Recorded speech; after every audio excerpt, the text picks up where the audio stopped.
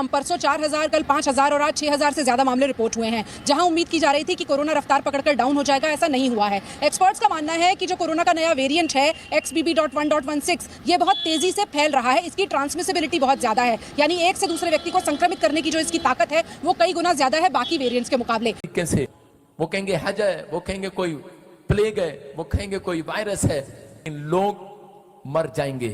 आप सुनेंगे कि हजारों लोग इंजेक्शन के कारण मर जाएंगे। कर्मा के बाद एक लंबे अरसे के बाद लोगों को राहत मिली थी। जीवन पहले की तरह पटरी पर लौटा ही था कि इस बीच एक और वायरस ने दस्तक दी और लोगों के मन में डर पैदा कर दिया। गुनाह काटने पाए यीशु मसीह के नाम में। पवित्र आत्मा बरकत का धन स्वर्ग से रिलीज होने पाए यीशु मसीह के नाम में। मेरे प्रभु में विश्वास करता हूँ कि पवित्र आत्मा जी आज इसी समय मिराइकल मिराइकल मिराइकल स्वर्ग से रिलीज कर इनके बैंक अकाउंट में मिराइकल होने पाए, इनके बच्चों के कामों में मिराइकल होने पाए। आज से नुकसान कराने वाली आत्मा को स्टॉप करता हूं यीशु मसीह के नाम में। हर आशीष आपकी हो यीशु मसीह के नाम में। आजाद हो जाओ यीशु मसीह के नाम में। मेरे प्रभु स्वर्ग से खोल दे इनकी आशीषों को यीशु मसीह के नाम में। जब आज तेरे कलाम को सुने पवित्र आत्मा जी, आनंदित हो जाएं पवित्र आत्मा। मैं प्रार्थना करता हूं तेरे वचन को सुनने वाले जन हर एक ग्रहण करें आज कि यीशु मेरी जिंदगी में काम करेगा यीशु मसीह के नाम में। बोलो आमीन आमीन। कितने लोग खुश नहीं है? हाथ उठाकर बताओ। शाबाश। 2-3 लोग हैं, परमेश्वर इन्हें खुश कर दे। सारे बोलो हालेलुया हालेलुया। आपको विश्वास करना है कि इस बात के लिए वचन को जब प्रचार होता है आपको अपने कानों को खोलना है। जब आप वचन के लिए अपने कानों को खोलते हैं, अपने माइंड को खोलते हैं, परमेश्वर आपके लिए आशीषों को जरूर खोलेगा आज रात यीशु मसीह के नाम में। आप विश्वास कर रहे हैं? विश्वास कर रहे हैं कि परमेश्वर है? कितने लोगों को विश्वास है कि यहाँ पर परमेश्वर की उपस्थिति है, उसकी प्रेजेंस है? आपको बिलीव करना है। मैं आपके साथ मजाक करता हूं, हंसता हूं इसलिए कि ताकि आप लोगों की टेंशन चली जाए। आपको नहीं पता, बाइबल बोलती है इस बात के लिए कि जो लोग अपनी आत्मा में आनंदित रहते हैं उनकी आत्मा से रोग खत्म हो जाते हैं यीशु मसीह के नाम में। इसलिए जब आत्मा बीमार पड़ती है, जब आत्मा हार जाती है, तब एक मनुष्य बीमार पड़ता है। हाथ नीचे करें। लेकिन जब करे आपकी आत्मा उत्साहित होती है तब आप लोग आशीषों को देखते हैं, आपके काम बनते हैं। आज से आपको फैसला लेना है कि परमेश्वर मैं आज से अपनी आत्मा को हारने नहीं दूंगा। बोलो हालेलुया हालेलुया। बोलो मेरी आत्मा हारेगी नहीं, मेरी आत्मा हारेगी नहीं, मेरी आत्मा विनर है। आपके अंदर जो शाऊल है वो बहुत पावरफुल है क्योंकि यीशु मसीह ने उसको बनाया है। आपको पहचान हो चुकी है। आपकी आत्मा को जितना मर्जी कोई निराश करे, आप निराश नहीं हो सकते। आप जीतेंगे यीशु मसीह के नाम में। आप विनर होंगे। क्या मैं आपके लिए भविष्यवाणी कर सकता हूँ चर्च? देखो आपके सामने जिन जिन लोगों की भविष्यवाणी किया उन लोगों ने आकर यहाँ पर गवाहियां दी है। पिछली बार पटियाले वाले ने दिया था, वो सेवन लगता है कि आप मिठास से नहीं भर पाते, आप कोड़े हो जाते हैं। जब आपके घर में कितने लोगों को बुखार में रोटी अच्छी नहीं लगती, कोड़ी लगती है कि नहीं? अगर आपको ऐसी महसूस हो रही है, मैं आज आपको बता रहा हूं कि हो सकता है आपके बिजनेस में कड़वाहट हो। आज मैं उस कड़वाहट की बात कर रहा हूं कि आज बहुत सारे लोग मसीह में तो हैं लेकिन को जानते कब है? जब हमारी नीड होती है, जब हमारी आवश्यकताओं की हमें बहुत ज़्यादा ज़रूरत होती है तो हम परमेश्वर के वचन के पास जाते हैं, उसकी आराधना करते हैं, उसकी स्तुति करते हैं। और जब वचन हमें अपने पास लेके आता है तो हम उसे नहीं देख पाते। इसी तरह वचन देखो, आप कहीं संकेत आपको इस तरह के मिलेंगे, कहीं तूफान आ रहा है, कहीं बाढ़ आ रही है, कहीं जलजला आ रहा है, कहीं भूकंप आ रहे हैं।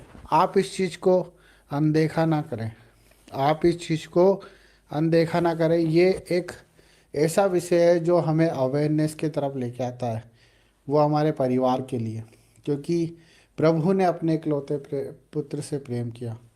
उसी प्रकार हम भी हमारे पुत्र और पुत्री और हमारे माँ बाप से प्रेम करते हैं। क्यों करते हैं? क्योंकि वो रीति उसने सिखाई है और हम उसके लिए कुछ भी करने को तैयार हो जाते हैं। उसी प्रकार परमेश्वर भी अपने एक पुत्र के वादे के लिए सब कुछ कर सकता है। आप जान के अनजान ना बने, आप अनदेखा करते हैं मेरे भाई बहनों। कोई आपसे मांगता है तो आप नहीं देते हो, कोई आपको पुकारता है तो आप नहीं जाते हो। आप क्यों ऐसा जीवन जी रहे हो?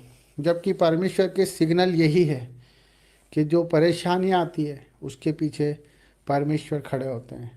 पर जो परेशानियों को देख के परमेश्वर को भूल जाता है परमेश्वर भी उससे भूल जाता है। मेरे भाई बहनों, आज हम बहुत से भाई उन दुख उठा रहे हैं जो शरीर की पीड़ाओं में, पारिवारिक पीड़ाओं में, कर्जों में हैं, जो आज एहसान तले दबे हुए हैं, जो बोझ तले दबे हुए हैं, जो आज हिम्मत नहीं जुटा पा रहे, जो आज अपने परिवार को नहीं चला पा रहे।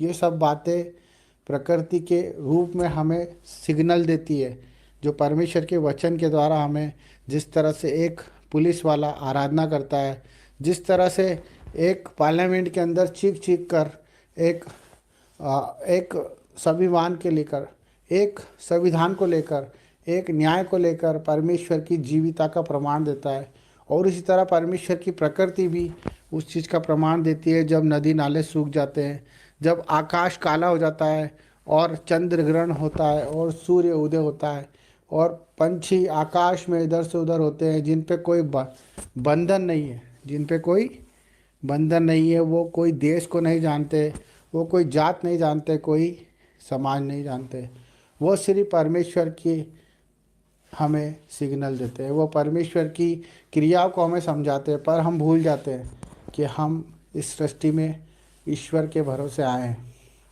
हम परमेश्वर के रूप में, उसके समानता के तरह हम इस सृष्टि में आए हैं।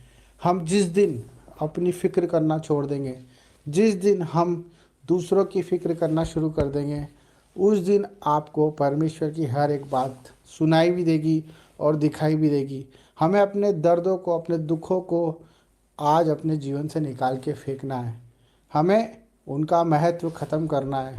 जो हमें लगता है कि हमारे बिना नहीं हो सकता, वो चीज़ों को हमें छोड़ना है। मेरे भाई बहनों, हमें हर एक जिम्मेदारी को प्रभु को सौंपना है। हमें हर एक बात को प्रभु के हाथों में सौंपना है, चाहे वो कितनी भी बड़ी बीमारी क्यों ना हो, हमें परमेश्वर के हाथ में ही सौंपना है। चाहे वो कितना ही बड़ा संघर्ष क्यों ना हो, क्योंकि जब आयुब को आप देखते हो बाइबल में कि वो परमेश्वर को कहता था कि अगर परमेश्वर चाहे तो मुझे मार भी दे तो मैं उस पर भरोसा करना नहीं छोड़ूंगा।